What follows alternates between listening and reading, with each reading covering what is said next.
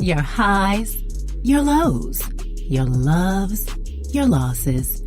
This is Your Soul Care Companion podcast, hosted by Marcus and Marion. Your Soul Care Companion podcast, the place where faith, passion, and determination create the greatest stories ever told.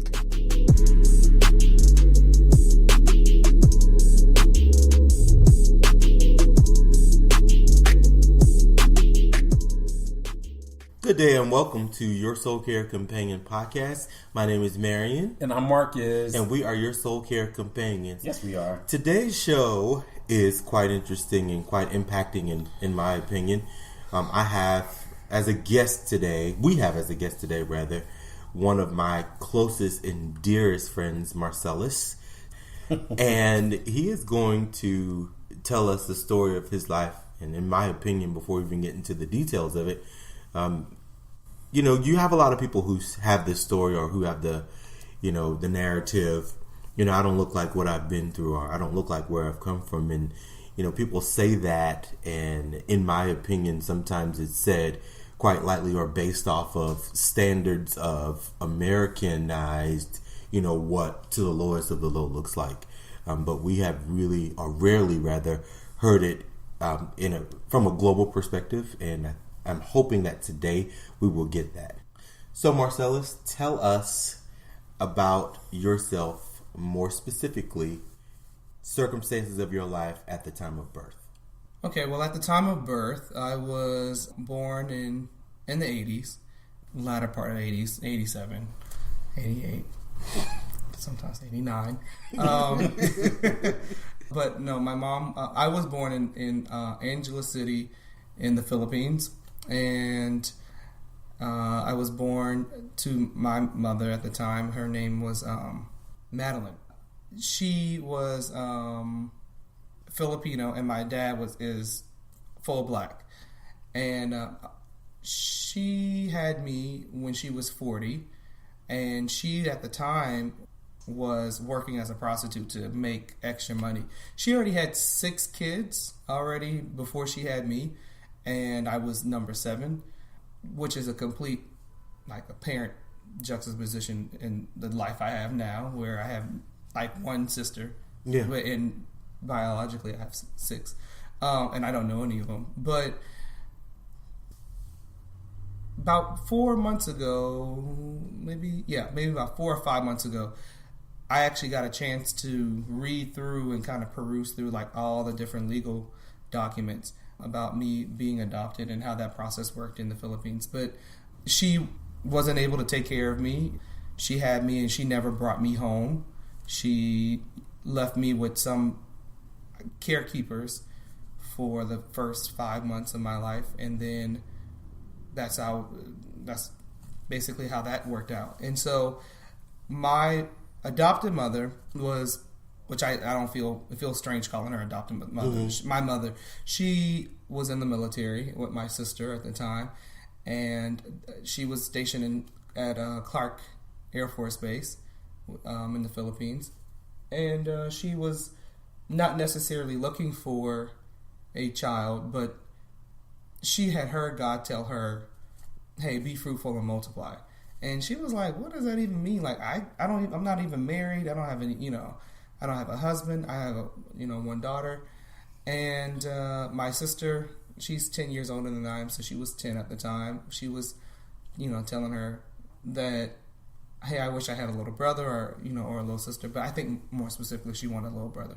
So I don't know if y'all are familiar, but in foreign third world countries, it's very easy to obtain professional help, like maids, yard people, yard boys, stuff like that. So my mother had 2 house girls and 1 house boy, and that was just normal over there. And so one of them said, hey, I have a lady who's willing to, I don't want to say sell, because that sounds inhumane, but she was looking to have someone adopt her son that she was not able to take care of. So this housemaid had brought several kids to my mom, and she was like, no, I'm not thinking about doing this. I think this is too much of a leap of faith. And so my mom always tells me the story of there was this little girl that she that she brought to her, and she was just, a beautiful little girl, but she was like, no, that she just knew in her spirit that was not the child for her if she was to go through with this process.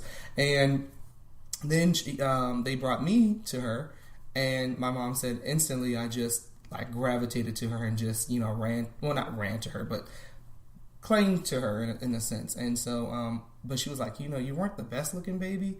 So, because I was malnourished, I was, used as a, cigarette ashtray in a sense. And I just wasn't well taken care of. And so I was very thin. I was 5 months at that point. And my mom was like, she had to step out on faith, and that's what she did. She was like, God told her that this was, her son, and she went for it. And so that's kind of how that started, or how it all began. I always knew that story before I actually got a chance to read the actual legal paperwork from, about 4 months ago. Jamel knows that my mom keeps a very disorganized house.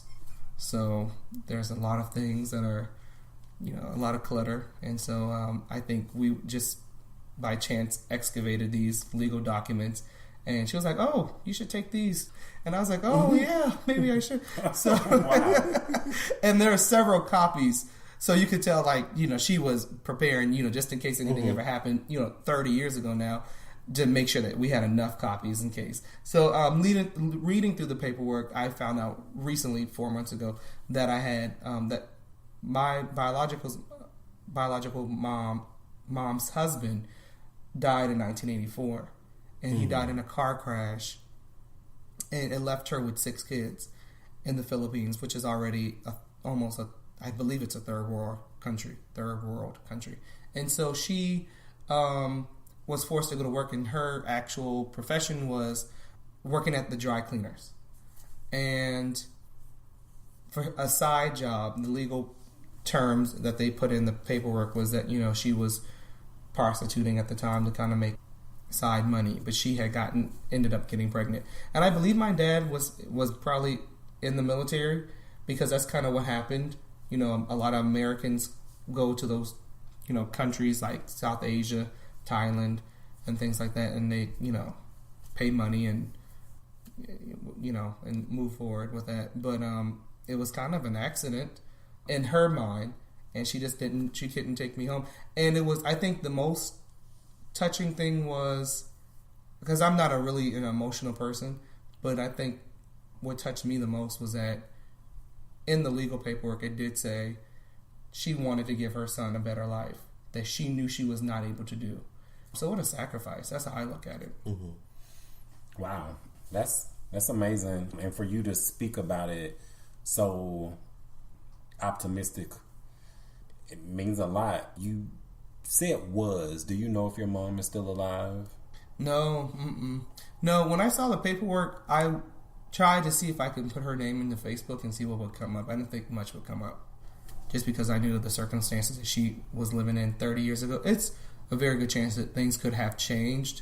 When her kids had gotten older, maybe they had taken care of her, and maybe she I could locate her on some type of social media platform. But no, I don't know if she's still alive or not. My mom had kept a picture of her, but we lost it when we moved from the Philippines, because there was a volcano, so we had to quickly, evacuate the Air Force Base at that time. And then we went from the Philippines to Texas, and then from Texas to Charleston. I don't know. I often wonder, is she still alive? Is she still out there? Is she, how many, maybe are there any other kids too? I don't know. I think there's probably only 6 brothers and sisters, but yeah. Don't know the answer to that.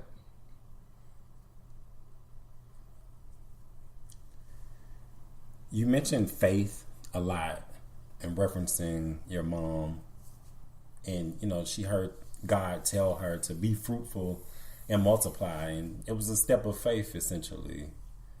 What does that mean to you? That's an interesting question. So what does the meaning of, how does faith play into that situation? Is that? Well, I mean, ideally, yes, but specifically, your mom heard the voice of God, right, tell her to be fruitful and multiply, and she met this baby that developed a likeness towards her, and it's you. And, you know, in obeying the voice of God, she stepped out on faith and adopted you. Yeah, that's what I thought you meant. Yeah, I think for me is she railed against what most people would have thought a conventional family should look like, and only her and God had that conversation, and she knew that this was what God's will for her life was, without consulting any outside mediums such as a family member, a parent, a grandparent. Because I think so many times in life, friends are fine, family, you know, that's fine too, but I think sometimes our ears can become inundated with so many different opinions, and in their zeal to opine what they think, you know, is best, they can really throw you off from what's God's will for you and how He has set up His own vision for you. And I think that was just the ultimate example of just leaning into what God's vision for you was. And that was what she did. And so she leaned straight into that. You preaching, man, God. Yeah, that's really good. And I mean that's how I think. And so even with, you know, recent things that have happened in my life, transitions that have happened for me, new job opportunities that have happened, job opportunities that did not happen, I think that has really taught me that, you know, you have to lean into what it is that God has for us, and it doesn't always jive with our own agendas. And even though that sounds like really, really churchy, because I'm not the most churchiest person, you know. But I mean, growing up in church, yeah, but I just feel like my life is a prime example of that. And so when I tell people, oh, this is my mom, and people always ask me, you know, why, you know, you're so close to your mom? I'm like, yeah, because she literally saved me, you know.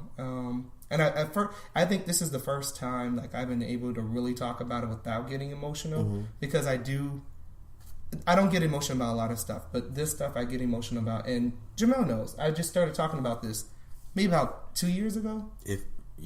Maybe. Yeah. And just so you listening know that Marion is Jamel. Oh yeah. Sorry. He goes by a couple names. Just two. Oh my God.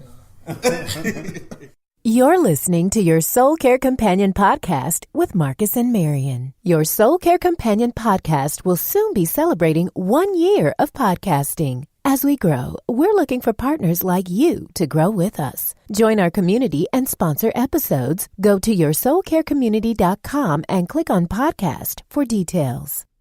I'm really attracted to this whole notion of leaning into. Yeah. I mean, if we can just kind of talk for a minute about what that means today, you know, leaning into God's will, leaning into God's plan. Mm-hmm. Yeah, I think it's different when you grow up as a kid and you hear, you know, you gotta be in God's will. You gotta, you know, it's like, okay, I get it. I don't think anyone is going to say, oh no, I don't want to live in God's will. Oh no, I don't want to do what, you know, I want it to be all about me and I have all the answers. I don't think anyone in their right mind says that. Or even if you're not Christian, even if you're, you know, of some type of other, you know, faith. I think that no one goes into life like that. But I think it's one of those life lessons that has to be learned by experience and also practice. So I remember when I was interviewing for a job, and I was so anxious to get myself out of a past job that I was in. It didn't work out, you know, on 2 separate occasions. And I never was sad about it because I was like, oh, you know, what I'm going to do is I'm going to just be still and